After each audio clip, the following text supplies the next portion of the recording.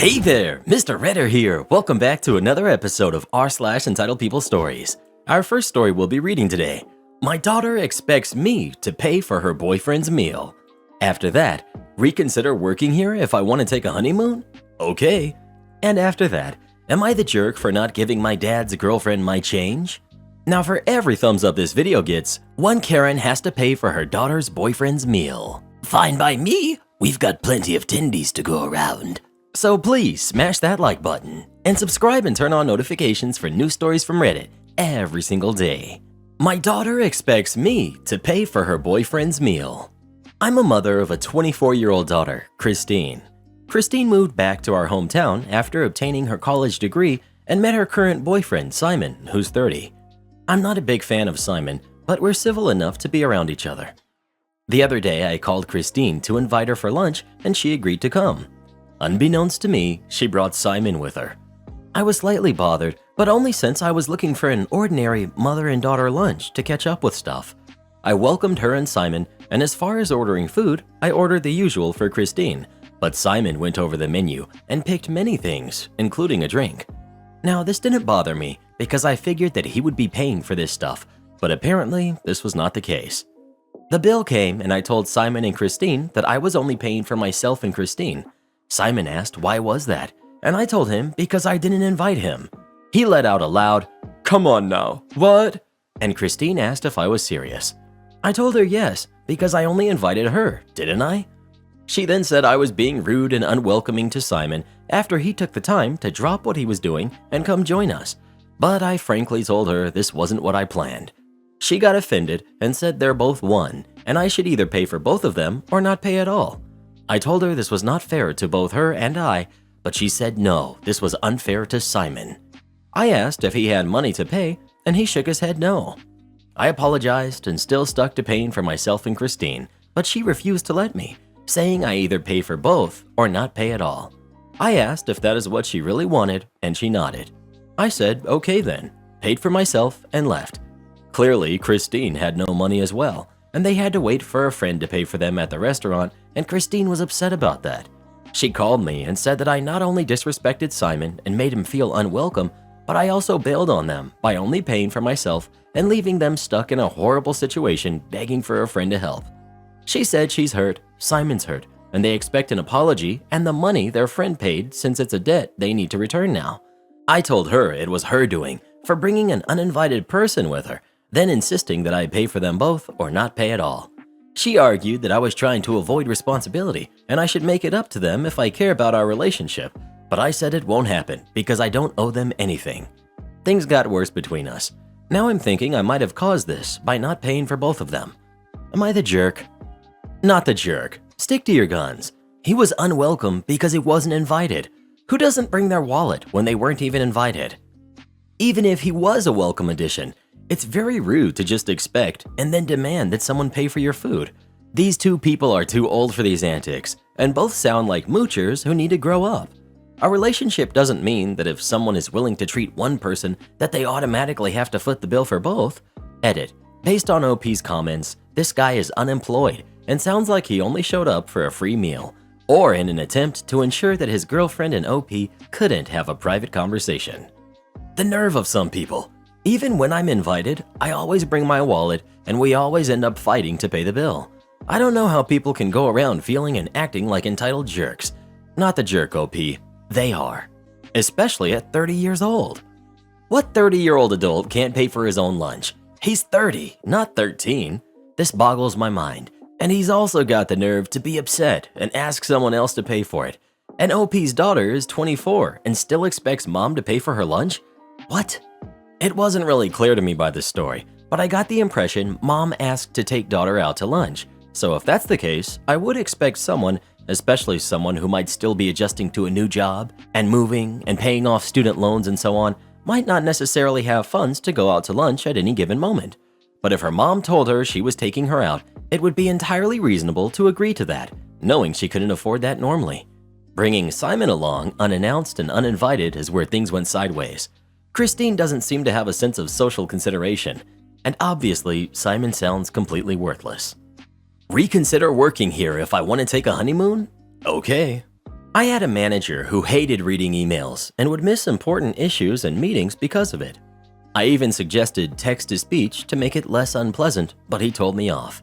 He spent a lot of time playing golf with clients and was mostly inaccessible. It got to the point where most of the team CC'd me. I was next on the totem pole, so I could grant approvals for stuff like expense reports and help out on projects my manager was supposed to work on. When I was getting married, I requested 3 weeks off for my honeymoon. Everyone knew I was getting married. Manager even congratulated me on the engagement when it happened. I had 5 weeks vacation accumulated and didn't think it would be a big deal, especially since I was requesting it nearly 8 weeks in advance. Then, a vacation request denied email comes in from our time off system. I emailed manager following up, left voicemails, and after a week, he finally replied to an email. "Look, we need dedicated people. If you think you can take 3 weeks off for a vacation, you need to reconsider your position here." Keep in mind, my request stated vacation request for honeymoon. I replied with, "No consideration needed. My last day will be in 3 weeks. Let me know about transitioning duties." I forwarded this to HR, CCing manager, and HR sets up my exit interview. But HR tells my manager to set up transition for my responsibilities. During my notice period, I even replied all to this email twice, asking about transition plans, since I didn't get any transition plan. I tell my team, they ask manager what to do with my duties, and manager says he'll think about it, but doesn't do anything nor email anything out. 4 weeks later, I get a call from my old boss. "Are you planning on coming in this week?" "Why would I?" "Because you work for me." "Not as of last week." "Stop messing around. Get your butt in the office." "I told you my last day when you denied my vacation request." "How about giving proper notice and transitions?" "HR asked you to develop a transition plan and to attend my exit interview. It's not my fault you don't read all your emails." I hang up and block his number, but screenshot the call log and send it to the HR contact with an innocent, "Should I be worried? Old manager still thinks I work for him." Fallout.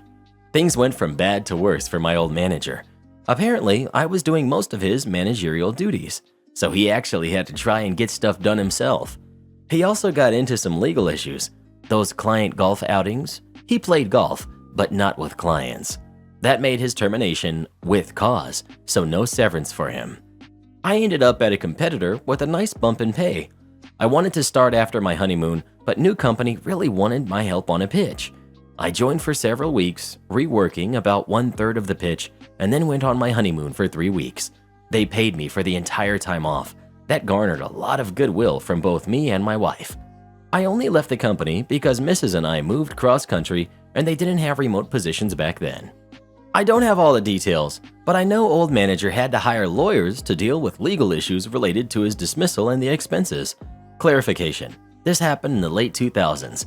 Mrs. and I are still married. Am I the jerk for not giving my dad's girlfriend my change? I, 17 male, came to visit my dad for the weekend. His girlfriend, Tessa, doesn't live with him, but is here all the time, and she has a kid. We all went out to dinner yesterday and stopped at Walmart after. I found a movie that I wanted, so I bought it and used cash. Tessa's daughter got some candy and gave her mom the change. I didn't think anything of it and figured her mom kept her money. I bought my movie with money I got from working. It's not like my dad gave it to me or it was allowance or anything. When we were leaving, Tessa asked me if she could have my change. I said, "What? No," and looked at my dad. She said, "Not the singles, just the change, because I need quarters for the laundromat." I said, "No, I saved my change. Sorry." I thought that was the end of it. Then later, my dad talked to me while we were outside. He said that I come off as stingy and should have just given Tessa my change. She has to use the laundromat, and it's not even $1 I'd be giving her. I said, "Well, it's kind of weird for her to be asking a kid that's not even her kid for money." He said, "Again, it's not even $1. She's been having a hard time getting quarters." I said, "I have a whole change jar at mom's. I can go get it." He said, "And give it to her?" I said, "No, I'll count it out and she can buy the change from me. I usually cash it in at the bank anyways." He said, "Never mind. I just thought you could give her the change from earlier. Be the bigger person. You're lucky you have it so good and don't have to pay to do laundry." I do my laundry at home, not his house anyways. Today, Tessa kept making comments about how she's glad she taught her daughter to share and not be entitled. I don't have a problem with giving her the 75 cents, if even that, but I feel like then, every time I'm over and buy something or get change, I'll be expected to hand it over to her. Am I the jerk for not giving my dad's girlfriend my quarters? Not the jerk. It's weird for an adult to be asking a kid for money, and even weirder that she's harping on it so much. If your dad is so concerned about her laundry situation, why doesn't he let her do it at his house? OP. Apparently he offered. She said no because she doesn't want to feel like she's taking advantage. So she just takes advantage of you instead? Cool. Not the jerk. I am very embarrassed for Tessa. I mean, they were all right there in the Walmart parking lot. She could have asked a cashier for change for bills when her daughter was paying for her candy. I feel sorry for OP. This is a really weird dynamic. Raised her kid to share and not be entitled? Yet she herself feels entitled enough to get the change from your hard-earned money? She might want to think about that a little more if she can't see the hypocrisy. Not the jerk at all. Dad's girlfriend needs to do some self-reflection. Not the jerk. Your money, your rules. If you feel like giving it to her, good for you, and vice versa. I don't know what your father was talking about when he said, be the bigger person, when in fact, you were standing up for yourself. Your dad's girlfriend shouldn't have to rely on kids to provide for her. She needs to act like an adult. Also very childish and petty of her to make those comments about her kid that were directed towards you. Boss, just do your job. Me, as you wish. I work at a tech company and my official job is fairly simple, and I find that I have free time decently often. My unofficial extra jobs used to be monitoring the morale level in the office and doing things to bring up said morale, tech support on the computers in the office so IT doesn't have to deal with it, mostly because I'm faster than they are at getting things going again, assuming the problem isn't hardware related, and often enough helping out other departments when I have the time. A promotion comes up. I apply for it. The boss gives it to someone who had only been hired a few months ago. I was annoyed by this because I had been working there for much longer and my evaluations are always glowing. Another promotion comes up. I get denied again in favor of another person who's only been there for a few months. 3 more promotions come and go, and my boss always gives the new people the promotions.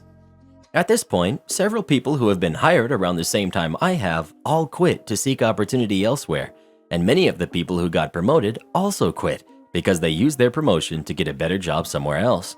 Also, the boss likes to send an email with a BS canned denial letter with some official reason as to why you were not selected. I eventually decide to confront my boss about it, so I just bluntly ask, what am I doing wrong? Why are people who have been recently hired getting promotions over me? The boss couldn't answer. He stumbles and stutters for about 2 minutes, like the sniveling pencil neck he is. Eventually just blurts out, "Look, you don't have much experience in dealing with people below you, and I really need you to just do your job." All right, as you wish. Now, anytime someone asks me if I can get their computer, monitor, printer, etc. working properly again, I tell them to ask tech support. My bi-weekly delivery of homemade confections has come to an end, and I no longer lift a finger to help other departments, even when I do have the extra time. Tech support can take a surprisingly long time to get around to our department. Something I could have done in 10 minutes, it will take them an hour or more. It's also a 3-person department in a fairly large office building. My boss pulls me into his office a while back and asked me if I have a problem. I told him I don't have a problem. He then reminds me of all the things that I used to do that I suddenly don't do anymore, then makes the mistake of asking me why I suddenly stopped. I told him that none of those were part of my job description and that I only did those things as a courtesy. But since he told me just do my job and strongly hinted that I am to go no further in the company, I'm going to just do what is part of my official job description from now on. He went from having a smug grin on his face, ready to tear into me for my sudden change in demeanor, to realizing that he can't say a darn thing because he knows that he can't order me to do anything outside of my official job description, and that he did himself and his entire department over by basically telling me to shut up and get back to work. Am I the jerk for folding down the pages of a book my friend let me borrow? I, 20 male, am taking a modern literature class this semester for my general education requirements, and I had to buy like 14 novels for it. My university's bookstore didn't have the option to rent them, and I didn't want to spend a lot of money on buying books I'm not planning on ever reading again. I asked my friend, who is an English major and has probably at least every book known to man, if she had any of the books I needed, and she pretty much had all of the ones that were required. She had taken a more advanced version of the same course. More advanced because it was for actual English majors and not students trying to get through their gen eds. I asked if I could borrow them for the semester and she agreed. I started reading the first one, and when I would finish at a certain point, I would bend down the top corner of the page just a little so I could remember where my place was. I didn't think this was a really bad thing. I've always seen this done with books if you don't have a bookmark, and once you pick it back up, you put the paper back in place and it's fine. I was studying on campus one day and I ran into my friend. She came and sat down next to me and we were talking and just chilling, and then all of a sudden she sees the book I'm currently reading for class, one of the ones she gave me, and starts freaking out, asking why I bent the corners down. I told her it was just to keep my place, and she starts going through all the corners that I had bent down and put back up like, look, I can see here and here. And honestly, I thought it was a little dramatic. I understand she likes to keep her books in good condition, but she didn't say I couldn't when she lent them to me, and some of the books even have annotations in them from when she read them, so it's not like the books are in mint condition. When I told my friend this, she just got even more upset and said I should have known, and that it is common sense not to put the pages down. I apologized for not knowing, but she wouldn't hear it. She told me she wanted all of her books back, and I tried to tell her that I would use a bookmark from now on, but she wouldn't listen at all. Now I have to spend over $100 on some books that will just get tossed or donated after this semester is over. Edit. I've heard you guys loud and clear. Yes, I have bad book manners. Yes, I'm dumb for doing it and not realizing, and I will apologize again, and I will be replacing the book I ruined. Lesson learned. I didn't even know what dog earring was until the comments replying to this post. Again, thanks for the feedback. I accept the jerk status. Also, DA status along with it. I probably will not be replying to very many people from here on out just because the sheer amount of activity that this post has gotten in the last hour alone is very difficult to keep up with, but I do get the gist of it, and I promise I have learned my lesson. Edit. For those of you saying, have you seriously never read a book? Or not understanding how I don't like to read, I understand that if it's something you really like, it's difficult to understand why someone else doesn't do it. I listen to audiobooks and such, but personally, I find it difficult to read. And no, I will not be elaborating on that. Just understand that not everyone can physically enjoy some things like others do. I get I was dumb, and I understand this post makes me sound dumb, but I would appreciate if those kinds of comments stopped. A lot of people don't know what it feels like growing up having difficulties doing something that other people can do extremely well. I am stupid, but I'm not stupid because I don't read or that I have difficulties with reading. Again, I'm sorry that I ruined my friend's book, and I will be apologizing. Final edit. My friend reached out to me and apologized to me, which I wasn't expecting. She said she felt bad and that she talked to a few friends about it and calmed down and wanted to talk it out. She said she realized that she understood I might have been confused since she said I was allowed to use the book for class, take notes and annotate inside, but not obscure the text obviously.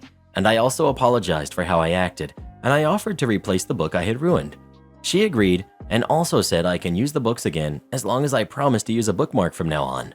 So I think the whole situation kind of worked itself out after things cooled down. I'm also going to be completely honest that I posted this hoping for some perspective and got something else entirely. I've never posted on a huge forum like this, and this is the first time that I have ever really felt like social media was bad for my mental health, like truly. I'm not really proud to admit it, but some of these comments really had me reliving my middle and high school days, and that stuff was never fun, honestly. Thank you to everyone who gave me feedback, especially those who didn't care about sparing feelings and told me how it is, without making any comments on learning disabilities or neurodivergence. I understand a lot more now, and you're right, I was disrespectful of someone else's property, and I'm very grateful my friend is willing to forgive me. You're the jerk. Don't even need to read it. You disrespected and ruined her property. Buy her a new one, you selfish jerk. Give your friend the new books you now need to purchase and keep the dog-eared ones. Just hope that none of them had special meaning to the friend. OP saying that this is normal procedure when you don't have a bookmark had me laughing. Because who the heck doesn't have a bookmark? Literally anything is a bookmark. The receipt you still keep in your wallet, bookmark. A dollar note, or any other currency for that matter, bookmark.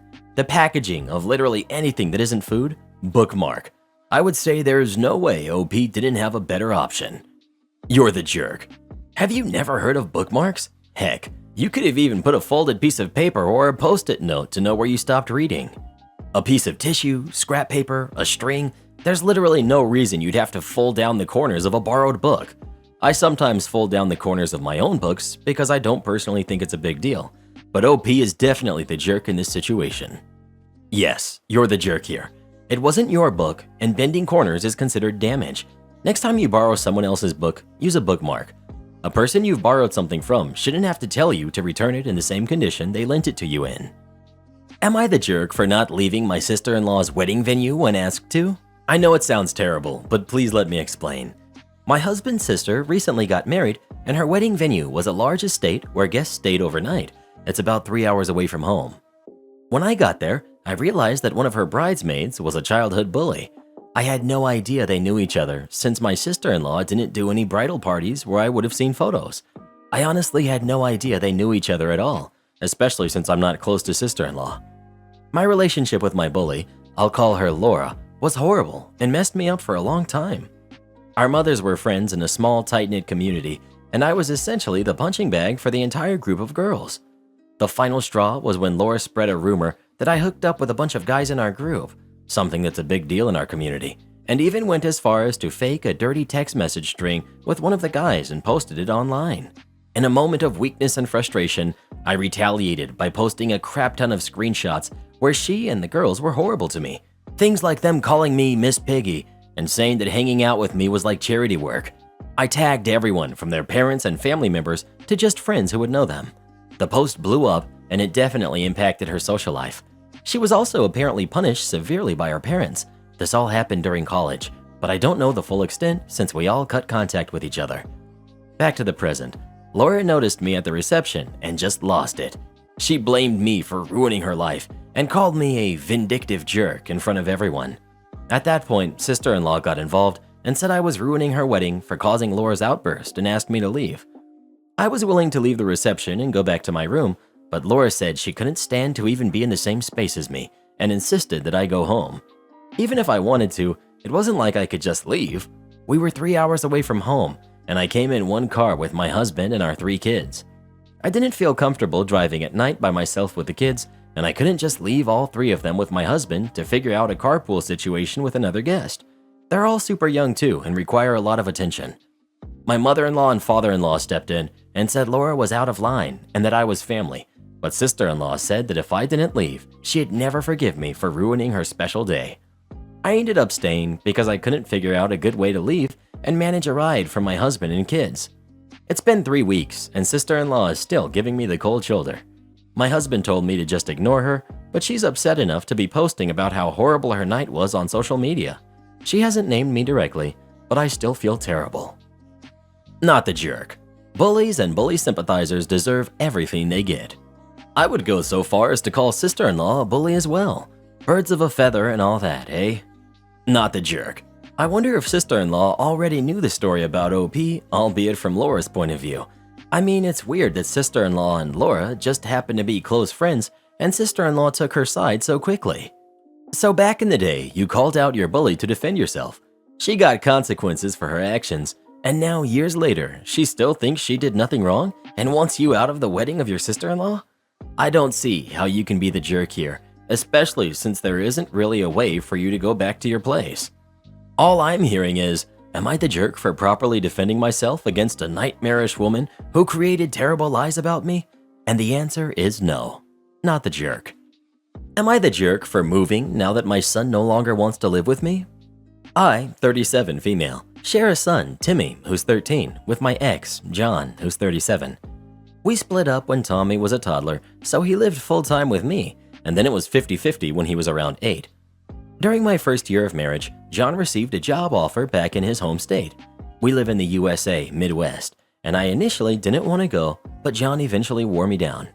I never really liked where we lived and would often talk to John about possibly moving again. But since we were in his home state and he had family here, John never wanted to discuss it. When we were in the middle of a divorce, the idea of me and Tommy moving away was brought up, and John freaked out, saying that I had no right to take away his son and I was hounded by his side of the family. Tommy is literally the only reason why I still lived where I did, and I always hated the weather and missed my friends. Before lockdown, Tommy approached me about living with his dad full-time, and when I asked him why, and he assured me it wasn't anything about me or where we were living, just that at his dad's place he had more room.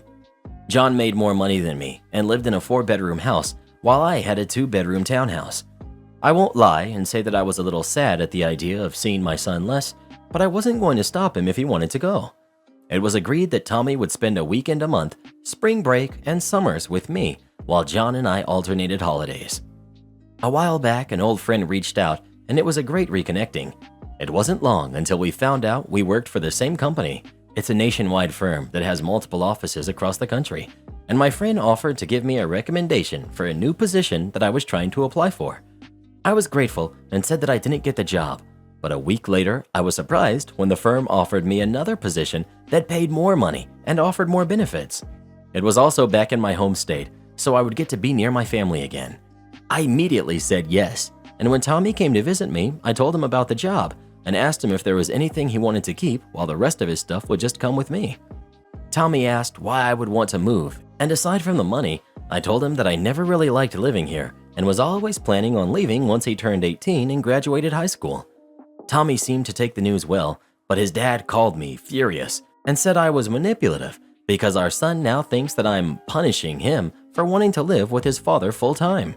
Am I the jerk? Edit to add. Sorry, had to step away for a bit, but after seeing some comments and messages, I wanted to clear up a few things. 1. John and I were married when we moved to the Midwest. 2. I never tried to move with Tommy. I just brought this up as a possibility during the divorce. 3. After the divorce, I focused mostly on Tommy, so I never had another relationship after the divorce, so there's no significant other.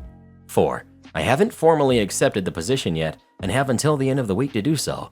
5. If I do accept the position, I wouldn't leave until around the end of March because I'm assisting with a project. 6. On paper, I still have 50-50 custody, and the visitation arrangement is just a verbal agreement John and I have because we didn't want to have to pay for lawyers. 7. The current visitation is set up the way it is, mostly because John and I sat down together and asked Tommy what he wanted. 8. Tommy has been living full-time with his dad for a little over a year now. 9. If and when I move, of course, I would still have contact with my son.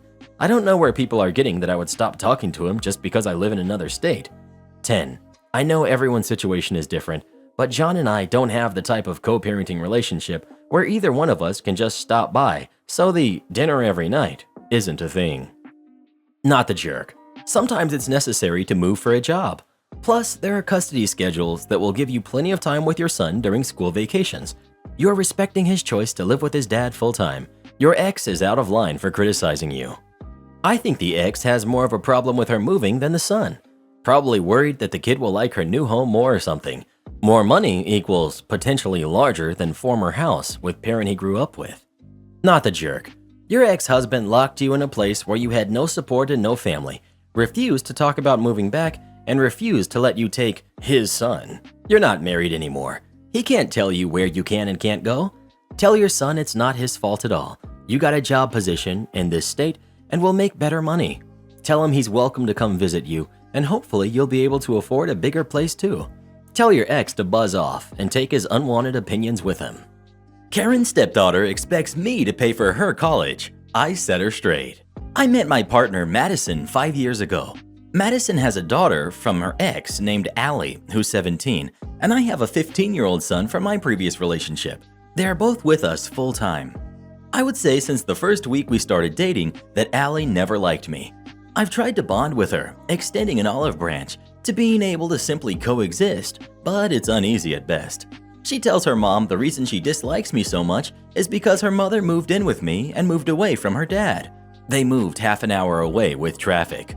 Madison is unable to work many jobs. She has a felony on her record. She was mailing high-priced bottles of bourbon across state lines at 23 and has a god-awful back that lays her up days at a time. With that said, I handle the expenses, which isn't a problem. I'm an engineer with a high wage and overtime is limitless if I want it. Allie makes life difficult when she can. She mocks me to my face, refuses to do chores, breaks into my wine cellar, and lately has been making fun of me with her dad via Facebook and Twitter. They enjoy calling me a nerd and a loser because I play Dungeons and Dragons, and I guess because I'm basically different. Everyone can see what they say about me on there, and it's embarrassing to say the least. Her mother stands up for me and tries to control it, but it doesn't last. Allie's dad isn't a saint, even though she thinks he is. He's in and out of trouble, can't hold a steady job, and he still lives with his mom. I'm not trying to be harsh on the guy here, but at least here it's anonymous, which is better than he gives me on Facebook. Recently, Allie has been jumping through the hoops of college applications, and she and her mother sat down to discuss options and whatnot. Allie isn't a great student, but she isn't terrible either. She's not going to get many, if any at all, scholarships or grants. Madison asked me about tuition, and I said I would match Allie's dad dollar for dollar.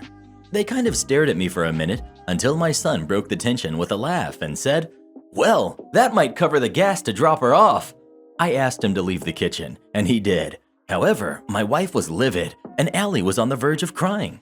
Allie left the kitchen, and my girlfriend said that was out of line and cruel for an adult to say that to someone her age. I shot back with, "Well, someone needed to set her straight, and you or her father weren't doing it, and now she will see her dad for what he really is." Guys, I'm tired of it. I didn't do anything to this girl, and I really tried to be there for her. I don't deserve to be treated like this, especially in my own home. I'm just tired of it all. I'm thinking of just ending it with Madison so I can be rid of Allie. I really love Madison, but her daughter should come first for her, and it's getting to a point where she's dead last for me. Am I the jerk for my remarks? Support our channel by joining as a member today, and we'll give you a shout out in our next video. Or come watch this video next. You won't believe what Karen does in that one.